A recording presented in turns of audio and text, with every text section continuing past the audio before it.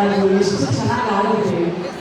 ವಂದನೆ ವಂದನೆ ಗುರು ಆಚಾರ್ಯರಿಗೆ ಗಜದಂಡ ಶಿವಾಚಾರ್ಯರಿಗೆ ವಂದನೆ ವಂದನೆ ಅಂತ. ನಾನು ಗುರು ಆಚಾರ್ಯರೇ, ನಾನು ಮಗಳಾಗಿ ನಿಮಗೆ ವಂದನೆ.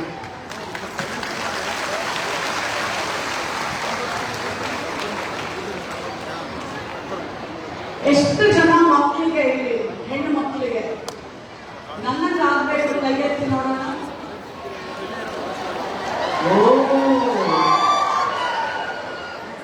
ನಮ್ಮ ನ್ಯಾಯಾಧೀಶರು ಹೇಳಿದ್ರೆ ಕೇಳಿದ್ರೆ ಮಾತ್ರ ನನ್ನಂಗಾಗಕ್ಕಾಗಲ್ಲ. ಏನ್ ಹೇಳಿದ್ರು ಕೇಳಿಸ್ಕೊಂಡ್ರ? ನೀವೆಲ್ಲರೂ ನನ್ನ ಜೊತೆ ಮಾತಾಡಬೇಕು. ನೋಡಿ, ನಾನು ಒಂದು ತಾಯಿ, ಒಂದು ಹೆಂಡತಿ, ಒಬ್ಬ ಸೊಸೆ. ನಮ್ಮ ಮನೆಯವರಿಗೆ ತುಂಬಾ ಜ್ವರ. ನಾನು ಅವರಿಬ್ರು ಡಾಕ್ಟರು. ನನ್ನ ಬಿಟ್ಬಿಟ್ಟು ಬರ್ಬೇಕಾದ್ರೆ ಬಹಳ ನೋವು. ನಿಮಗೋಸ್ಕರ ಬಂದಿದ್ದೀನಿ ಅಂದ್ಮೇಲೆ ನೀವೆಲ್ಲರೂ ನನ್ನ ಜೊತೆ ಮಾತಾಡ್ಬೇಕು. ಮಾತಾಡ್ತೀರಾ ಅಲ್ವಾ? ನಾನು ಇಲ್ಲಿಂದ ಮತ್ತೆ ಹೋಗ್ಬೇಕು, ಟ್ರೈನ್ ಹಿಡ್ಕೋಬೇಕು, ಮತ್ತೆ ಬೆಂಗಳೂರಿಗೆ ಹೋಗ್ಬೇಕು. ನಮ್ಗೆಲ್ಲ ಇಲ್ಲಿ ಸಂಗೀತ ಹಾಡೋದ್ರ ಮೇಲೆ ಬನ್ನಿ, ಒಂದು ಬಸವಣ್ಣನವರ ವಚನ ಆಡಬೇಕು ಅಂತ ಕೇಳ್ಕೊಂಡ್ರು. ಹಾಗಾಗಿ ಈ ನಾಡಲ್ಲಿ, ಈ ಕಲ್ಯಾಣ ಕರ್ನಾಟಕದಲ್ಲಿ ಹೆಣ್ಣು ಮಕ್ಕಳ ಪರ ಮೊದಲ ಕ್ರಾಂತಿಯನ್ನ ಪ್ರಾರಂಭ ಮಾಡಿದ್ದು ಬಸವಣ್ಣ. ಈ ಬಸವಣ್ಣನ ನಾಡಲ್ಲಿ ಹುಟ್ಟಿರುವಂತ ಪ್ರತಿಯೊಬ್ಬ ಮಗ ಹೆಣ್ಣು ಮಗಳನ್ನ ಕಾಯಬೇಕು, ಕಾಪಾಡಬೇಕು, ಸಲಹಬೇಕು, ಪ್ರೋತ್ಸಾಹ ಮಾಡಬೇಕು. ಇಲ್ಲ ಅಂತಂದ್ರೆ ಇಲ್ಲಿ ಬಂದು ನೀವೆಲ್ಲರೂ ನಿಂತಿದ್ರೆ ಅದಕ್ಕೆ ಅರ್ಥ ಇಲ್ಲಪ್ಪ. ಇವತ್ತೆಲ್ಲರೂ ನೀವು ಇಲ್ಲಿ ನಮ್ಮ ಗುರುಗಳ ಸನ್ನಿಧಿಯಲ್ಲಿ ಪ್ರಮಾಣ ಮಾಡಿ ಹೋಗ್ಬೇಕು. ಮಹಿಳಾ ಆಯೋಗದ ಅಧ್ಯಕ್ಷನೇ ಬಂದಿದ್ದೀರ, ಸುಮ್ಮನೆ ಬಿಡಲ್ಲ ತಮ್ಮ.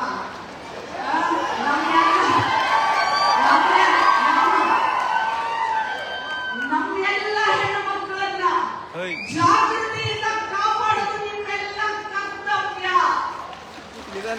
ಮಾಡ್ತೀರೇನೋ? ಮಾಡ್ತೀರಂದ್ರೆ ಸಹೋದರರೇ, ನನ್ನ ಮಕ್ಕಳು ಮಾಡ್ತೀರೇನಪ್ಪ? ಮಾಡ್ತೀರಾ?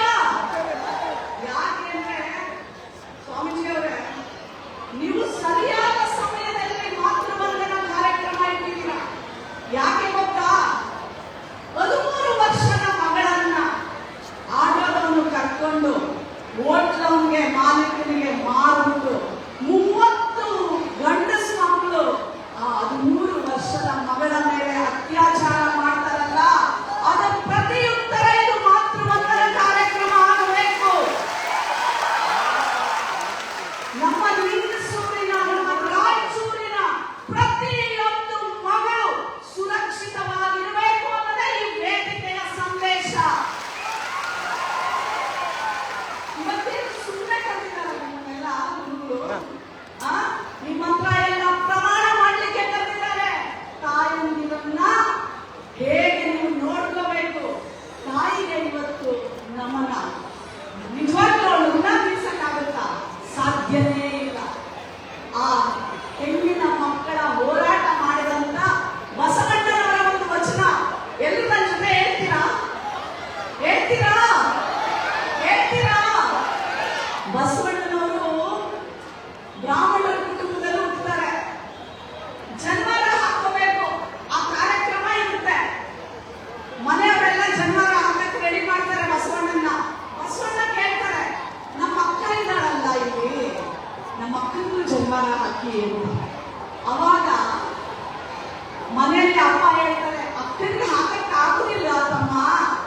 ಅಕ್ಕ ಪ್ರತಿ ತಿಂಗಳು ಮುಟ್ಟಾಗ್ತಾಳೆ, ಅವಳು ಅಶುದ್ಧಳು, ಅವಳಿಗೆ ಮಂತ್ರೋಪದೇಶ ಇಲ್ಲ, ಹಾಗಾಗಿ ಜನ್ಮರ ಹಾಕಲ್ಲ ಅಂತ ಹೇಳ್ತಾರೆ. 8 ವರ್ಷದ ಪುಟ್ಟ ಬಾಲಕ, ಎಂತ ಕ್ರಾಂತಿ ಇತ್ತು ಬಸವಣ್ಣನಲ್ಲಿ. ಅಂತ ಚಿಕ್ಕ ಹುಡುಗ ಅವ್ರ ತಂದೆಗೆ ಹೇಳ್ತಾನೆ, ನಿಮ್ಮ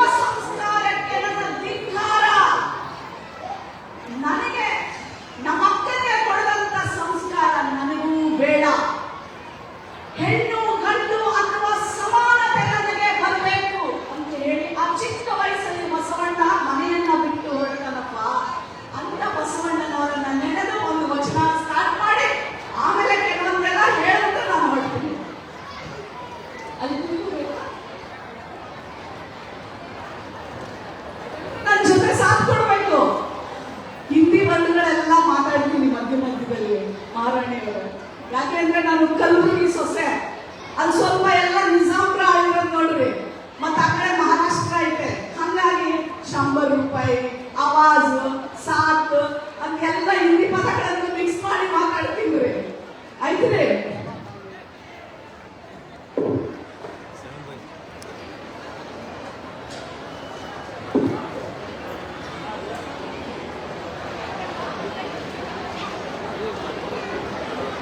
ತಪ್ಪಿದ್ರೆ ಕ್ಷಮಿಸ್ರಿ, ನಾನು ದಿನ ಸಂಗೀತ ಆಡೋದಿಲ್ಲ, ಆದ್ರೆ ನಿಮ್ಗೋಸ್ಕರ ಕಲ್ತಿದ್ದೀನಿ ನಾವು.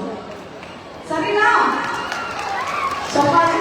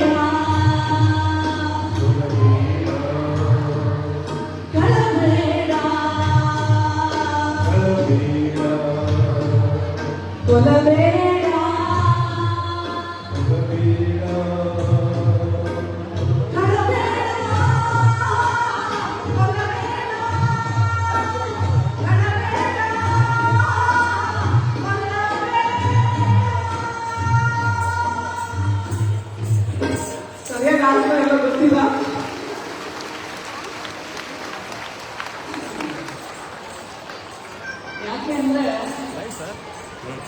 ಬಸವಣ್ಣವ್ರು ಯಾವಾಗ ಹೇಳ್ತಾರೆ ಕದಿಬೇಡ, ನಮ್ಮ ನ್ಯಾಯಾಧೀಶರು ಅದೇ ವಚನ ಹೇಳಿದ್ರು, ಹೊರಟುಬಿಟ್ರು. ಕದಿಬೇಡಪ್ಪ, ಯಾರನ್ನೂ ಕೊಲ್ಲಬೇಡ, ಅನ್ಯರಿಗೆ ಅಸಹ್ಯ ಪಡಬೇಡ, ಯಾರಿಗೂ ಉಳಿಸ್ಕೋಬೇಡ. ಇದೇ ಅಂತರಂಗ ಶುದ್ಧಿ, ಇದೇ ಬಹಿರಂಗ ಶುದ್ಧಿ, ಇದೇ ಲಿಂಗದ ಸಂಗಮನ ದೇವರನ್ನ ಒಲಿಸುವ ಪರಿ. ನೀವು ದೇವರನ್ನ ಕಾಣಬೇಕು ಅಂತಂದ್ರೆ ಬುದ್ಧಿ ಹೊತ್ಕೊಂಡ್ ಬಂದ್ರಲ್ಲವ, ಬುದ್ಧಿ ಹೊತ್ಕೊಂಡು ಬರೋದಕ್ಕಿಂತ ನಮ್ಮ ಮನುಷ್ಯ ಶುದ್ಧಿ ಆದ್ರೆ ನೀವು ದೇವರು ಅಲ್ಲ ಅಂತ ಅರ್ಥ. ಅದೇ ಬಸವಣ್ಣನವರು ಹೇಳಿದ್ರು. ನೋಡಿ, ಆಯೋಗದ ಅಧ್ಯಕ್ಷೆ ಒಂದು ಹಳ್ಳಿಯಲ್ಲಿ ಹುಟ್ಟಿದವಳು.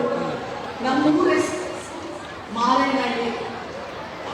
ಹಲೋ, ఎక్కువ ಜಾಸ್ತಿ ಆಗ್ತದೆ. ನಮ್ಮೂರು ಮಾರೇನಹಳ್ಳಿ. ಬೆಂಗಳೂರಲ್ಲಿ ಒಂದು ಹಳ್ಳಿ ಇದು. ನನಗೀಗ 50 ವರ್ಷ. ಎಷ್ಟು ವರ್ಷ? 50 ವರ್ಷ. ನಮ್ಮೂರಿನಲ್ಲಿ ಋತುಮತಿ ಆದ್ರೆ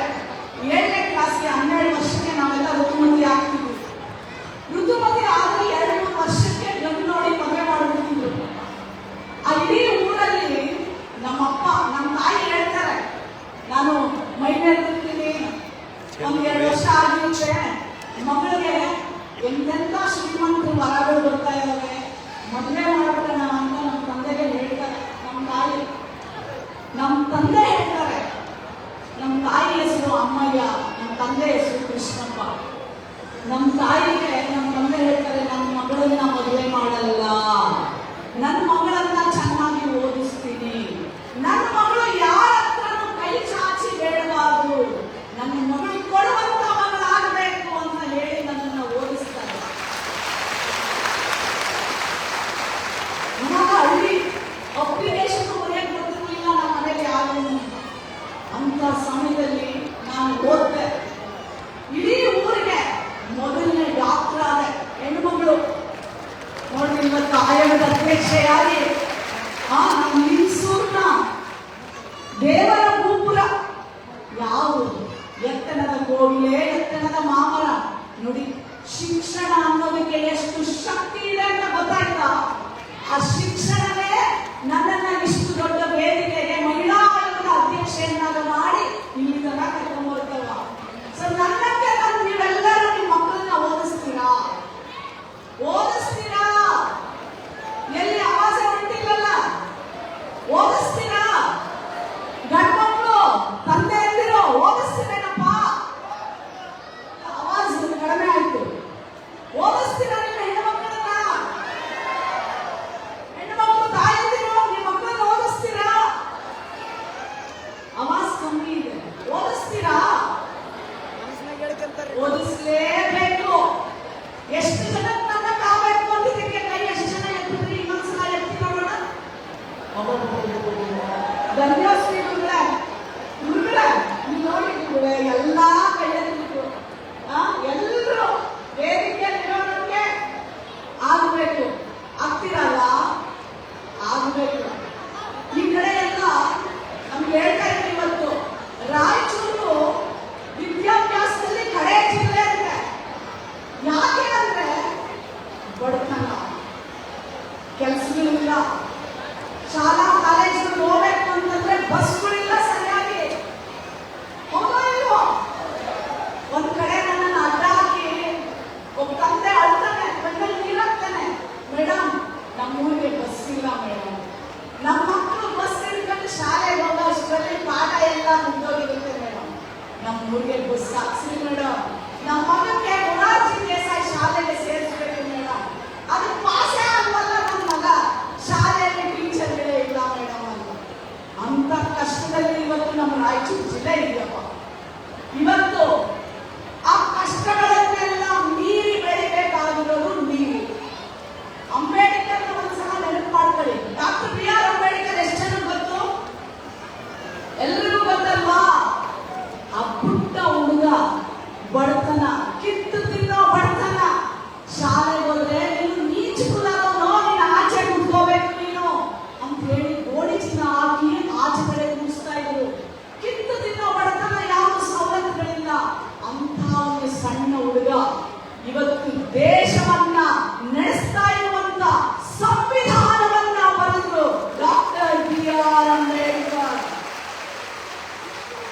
ಅವರು ನಮಗೆ ಸ್ಫೂರ್ತಿಯಾಗಬೇಕು.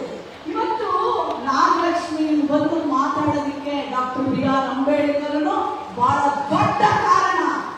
ಯಾಕೆ ಗೊತ್ತಾ? ಗಂಡಸರವರಲ್ಲ, ಇವರೆಲ್ಲರೂ ನಮ್ಮ ಹೆಣ್ಮಕ್ಳನ್ನ ಏನ್ ತಿಳ್ಕೊಂಡಿದ್ರು ಗೊತ್ತಾ?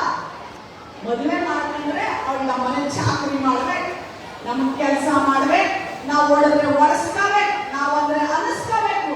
ತಾಯಿ ಹೆರಿಗೆಯ ಒಂದು ಯಂತ್ರ, ಒಂದು ಮಗುವಾದ್ಮೇಲೆ ಇನ್ನೊಂದು, ಇನ್ನೊಂದು ಮಗುವಾದ್ಮೇಲೆ ಇನ್ನೊಂದು, ಬರೀ ಮಕ್ಕಳು ಮುಗಿಸದೆ.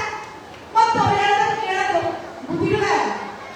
ಇವತ್ತು ಸರ್ವೆ ಹೇಳುತ್ತೆ 68% ಗಂಡಸರು ಮನೆಯಲ್ಲಿರುವ ತನ್ನ ಹೆಂಡತಿಯನ್ನ ಒಡೆದು ಅದ್ಭುತವಾಗಿ ಹಿಡ್ಕೊಂಡ್ರೆ ಮಾತ್ರ ಸಂಸಾರ ನಡೆಯುತ್ತದೆ. ಇವತ್ತು ಪ್ರತಿದಿನ 28% ಗಂಡಸರು ಪ್ರತಿದಿನ ಒಡೆದು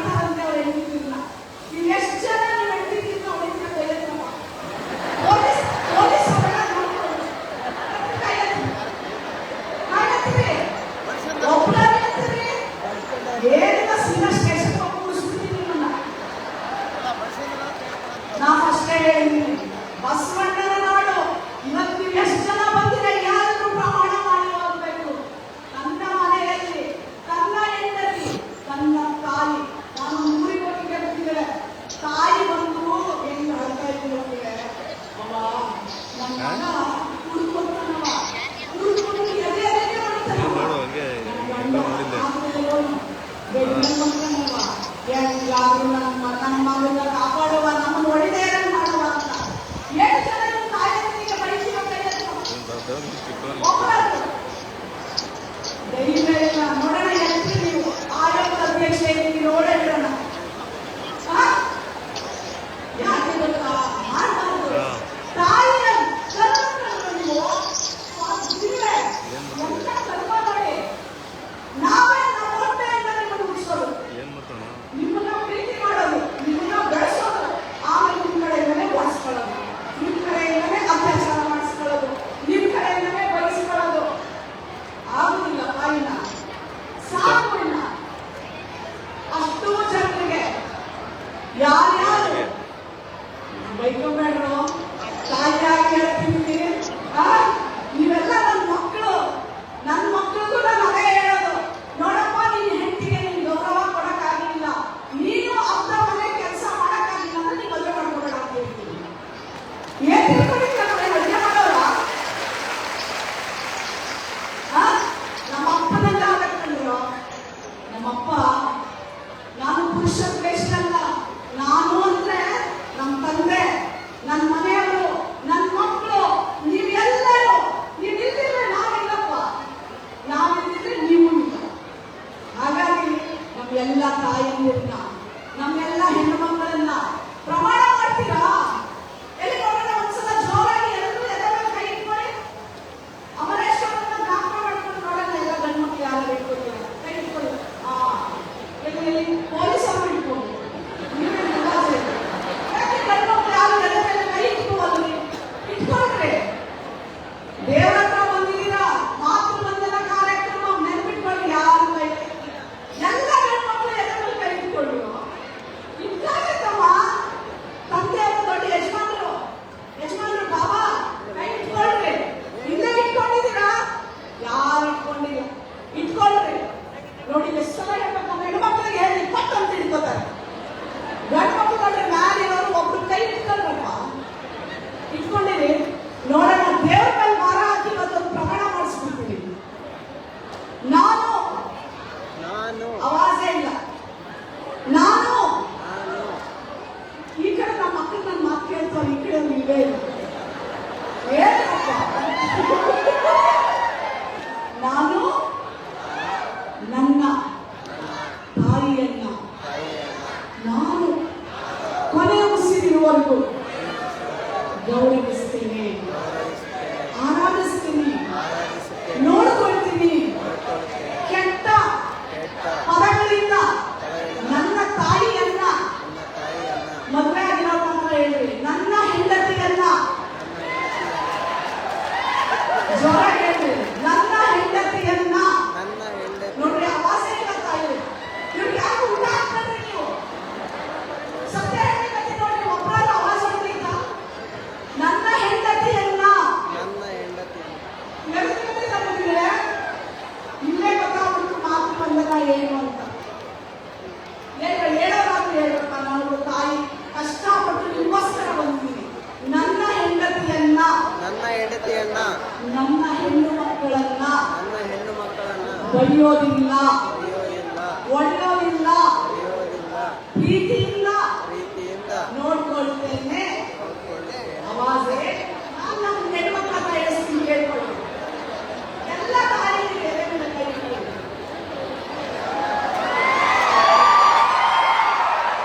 ಸೂಪರ್. ನಾವು ಕೇಳಿಸ್ಕೊಂಡ್ರ? ಹೆಂಗಿದೆ ಆವಾಜು? ನಾವು ಇನ್ನು ಮುಂದೆ ಯಾರಾದ್ರೂ ನಮ್ಮನ್ನ ಬೈದಿದ್ದೇ ಆದ್ರೆ ಸುಮ್ಮನೆ ಇರೋದಿಲ್ಲ. ಪೊಲೀಸ್ ಅವ್ರನ್ನ 112 ನಂಬರ್ಗೆ ಫೋನ್ ಮಾಡಿ ಬುದ್ಧಿ ಕಲಿಸ್ತೀನಿ. ಚಪ್ಪಾಳೆ.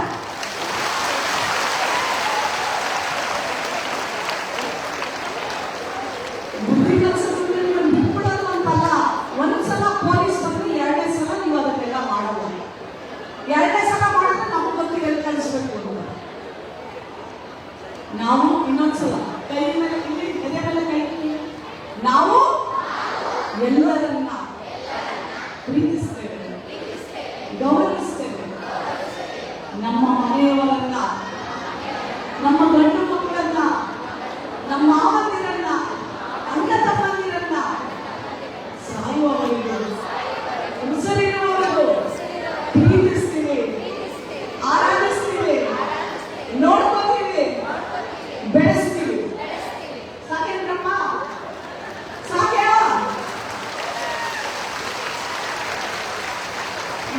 ಇದು ನಮ್ಮ ಹೆಣ್ಮಕ್ಳು, ಇದು ಬುದ್ಧಿಗಳೇ, ಇದು ಸತ್ಯವಾದಂತ ಮಾತುಗಳನ್ನ ಕಾರ್ಯಕ್ರಮ. ಎಷ್ಟು ಜನ ಮಾತಾಡ್ತಿದ್ರು ನಮ್ಮ ಎಲ್ಲ ಪೂಜ್ಯ ಸ್ವಾಮೀಜಿಗಳು, ನಮ್ಮೆಲ್ಲ ರಾಣಿಯಂದಿರು, ನಮ್ಮ ಮಗಳು, ನಮ್ಮ ಶರಣಮ್ಮ, ನಮ್ಮ ಎಲ್ಲ ನಮ್ಮ ವೇದಿಕೆ ಮೇಲೆ ಸಂಗೀತಗಾರರು, ನಮ್ಮ ಪುಟ್ಟ ಹೆಣ್ಣು ಕಲಾವಿದರು, ಪೊಲೀಸರು, ನಮ್ಮ ಮಾಧ್ಯಮದವರು ಎಲ್ಲರೂ ಜೊತೆ ಇರ್ತಾರೆ ತಾಯಂದ್ರೆ.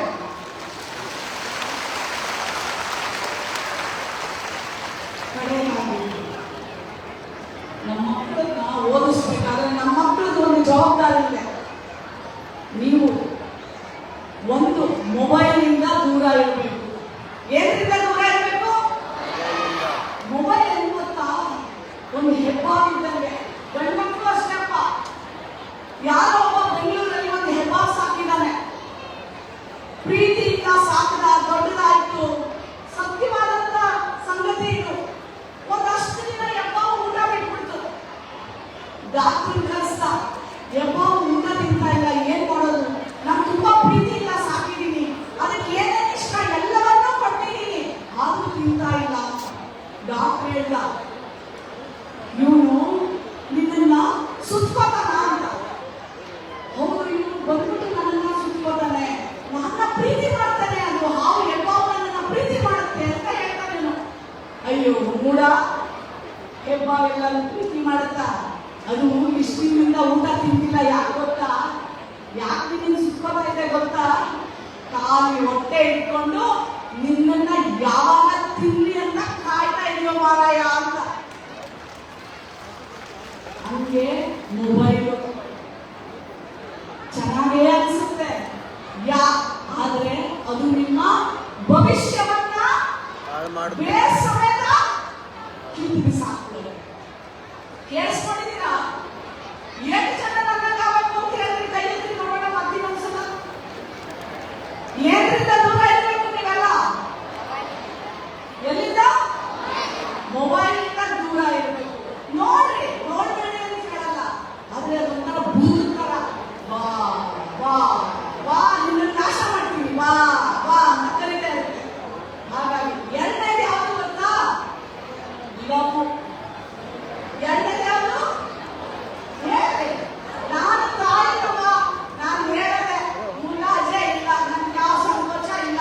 ನನಗೆ ನನ್ನ ಮಕ್ಕಳ ಭವಿಷ್ಯ ಬಹಳ ಬಹಳ ಮುಖ್ಯ ಅಷ್ಟೇ. ಎರಡನೇದು ಲವ್. ಲವ್ ನೀವು ಅಂತ ಹೋಗ್ಬೇಡಿ. ನಮ್ಗೆ ಅನಿಸ್ತೈತೆ ನೋಡಿದಾಗ ಏನ್ ಚಂದವನವ ಇವ, ಇನ್ನೊಂದು ಮದುವೆ ಮಾಡ್ಕೊಳ್ಬೇಕು,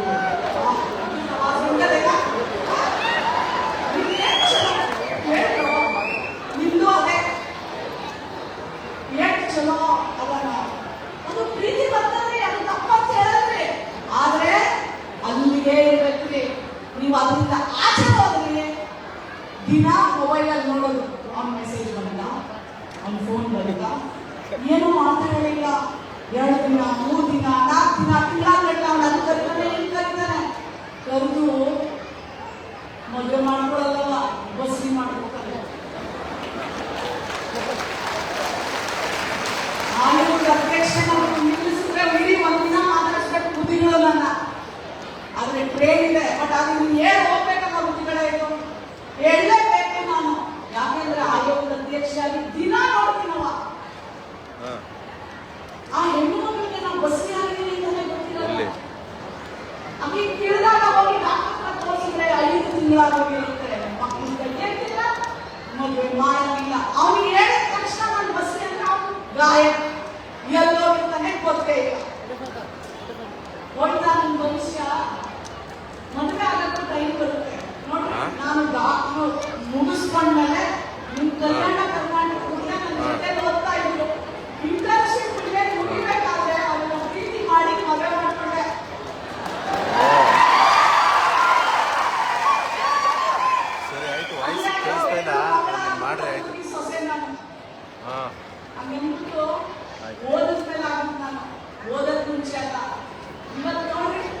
ಅದು ಫೋಟೋ ಹೋಟ್ಲು ನಾನು ಸಂಪಾದನೆ ಮಾಡ್ತೀನಿ. ನಮ್ಮಪ್ಪ ಇಲ್ಲದೆ ಹೋಟ್ಲು 21 ವರ್ಷ ಆಯ್ತು ನಮ್ಮ ತಂದೆ ತೀರೋಗಿ. ಪ್ರತಿ ಸಲ ಬುದ್ಧಿಗಳ ಹಾಂ ನಮ್ಮ ತಂದೆ ಇರ್ಬೇಕಿತ್ತು ನನ್ನ ನೋಡಕ್ಕೆ ಅಂತ ಹಳ್ಳಿಯಲ್ಲಿ ಎಲ್ಲರೂ ಹೇಳ್ತಾರೆ ಅಷ್ಟು ಕಳಿಸಿದ ನನ್ನ ಮಗಳನ್ನ ಯಾರಿಂದ ಹೊಡೋಗ್ರೆ ಇಂಥವೆಲ್ಲ ಮಾತುಗಳು ಬರ್ತವೆ. ಆದ್ರೆ ನಮ್ಮ ತಂದೆ ನನ್ನನ್ನು ಓದಿಸ್ತಾರೆ, ಎಷ್ಟು ಓದ್ತೀನಿ ಅಷ್ಟು ಓದಿಸ್ತಾರೆ. ಆದ್ರೆ ಈ ದಿವಸ ನೋಡಕ್ಕೆ ಹೋಗಿಲ್ಲ. ಆ ತಂದೆ ಸ್ಥಾನದಲ್ಲಿ ಬುದ್ಧಿಗಳು ಎಲ್ಲ ತಾಯಂದಿರು, ಎಲ್ಲ ಮಾತೃಶ್ರೀ ಮತ್ತೆ ನಮ್ಮ ಪೂಜ್ಯಶ್ರೀ ಎಲ್ಲರೂ ಇವತ್ತೆಷ್ಟು ತಂದೆ ಇರ್ತೀರ, ನೀವೆಲ್ಲ ನಮ್ಮ ತಂದೆ ಸಮಾನ. ಈ ಮಗಳನ್ನ ನೋಡಿ ಆರೈಸಿ ಆಶೀರ್ವಾದ ಮಾಡ್ತಾ ಇದ್ದೀರ. ನನಗೇನಂದ್ರೆ ನನಗೆಲ್ಲ ಮಕ್ಕಳು ನಾಗಲಕ್ಷ್ಮಿಯಿಂದ ಆಗಬೇಕು, ನನಗಿಂತ ಎತ್ತರ ನನ್ನ ಮಕ್ಕಳು ಆಗ್ಬೇಕು ಅನ್ನೋದು ನನ್ನ ಆಸೆ. ಆಗ್ತಿದೇನವಾ ಬುದ್ಧಿವಂತ ಬಂದ್ರಲ್ಲ ನಮ್ಮ ಹೆಣ್ಮಕ್ಳೆಲ್ಲ ನೀಟಾಗಿ ಕೈ ಹಾಸ್ಕೊಂಡು ಬಂದ್ರು. ನಮ್ಮ ಹೆಣ್ಮಕ್ಳು ಎಷ್ಟು ಅಂದ್ರು ಅವ್ರು ಮಾಡ್ಕೊಂಡ್ರೆ ಉಳ್ಬೇಕು ನೀವು. ಅದಕ್ಕೆ ತಾಯಿಯನ್ನ ತಿಳಿಸಲಿಕ್ಕೆ ಆಗುತ್ತಿಲ್ಲ. ನಮ್ಮ ಕರಡು ಒತ್ಕೊಂಡು ನೀವು ಗಂಡು ಮಕ್ಕಳು ಬರ್ತೀರಪ್ಪ. ನಾನು ಪ್ರಮಾಣ ನೀವು ಯಾರೇ ಮಾಡಿಲ್ಲ ನಾ ಹೇಳಿಸ್ತೀನಿ, ಭಗವಂತನಿಗೆ ರೀಚ್ ಆಗಿದೆ. ನೀವು ಮಾಡಿದ್ರು ಮಾಡದೆ ಹೋದ್ರು ಎಲ್ಲ ಲೆಕ್ಕ ಚುಟ್ಟ ಖಂಡಿತ ಆಗುತ್ತೆ. ಹೌದಾ ಇಲ್ವಾ? ಹೌದಾ ಇಲ್ವಾ? ಹೆಣ್ಣು ಮಕ್ಕಳಿಗೆ ಇಷ್ಟ ಆಯ್ತು, ಗಂಡು ಮಕ್ಕಳಿಗೆ ಇನ್ನೊಂದು ಹೇಳ್ತೀನಿ, ನೀವು ಅಷ್ಟೇ.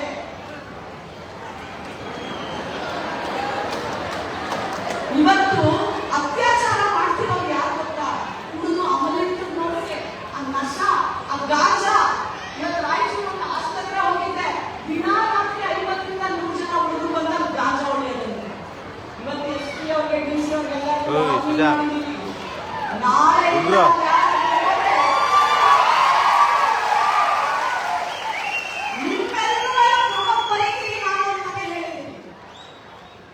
ನಮ್ಮ ಮಕ್ಕಳನ್ನ ನಾವು ಕಾಪಾಡಬೇಕು.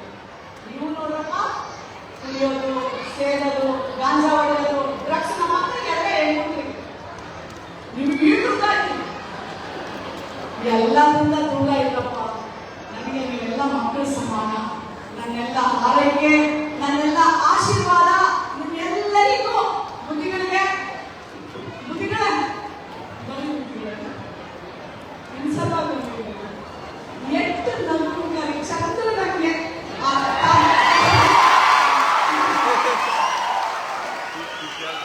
ಮಗಳಾಗಿ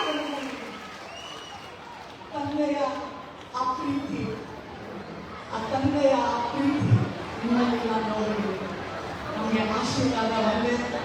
ಇಷ್ಟು ಜನರಿಗೆ ಈ ಮಗಳನ್ನ ಕರೆಸಿ ಎಲ್ಲರಿಗೂ ಮಾತಾಡಿಸಿದೆ. ಅದಕ್ಕೆ ಯಾವಾಗಲೂ ನಾನು ಋಣಿ.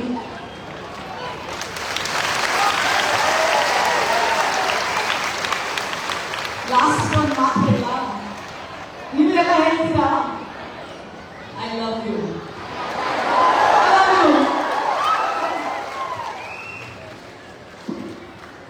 ನಮ್ಮ ನಾಗಲಕ್ಷ್ಮಿ ಅಕ್ಕವರು ಬಹಳ ಚೆನ್ನಾಗಿ ಮಾತಾಡಿದ್ರು. ಆದ್ರೆ ನಮ್ಮೊಂದು ಪ್ರಶ್ನೆ ಏನು ಅಂತಂದ್ರೆ ನಾವೆಲ್ಲ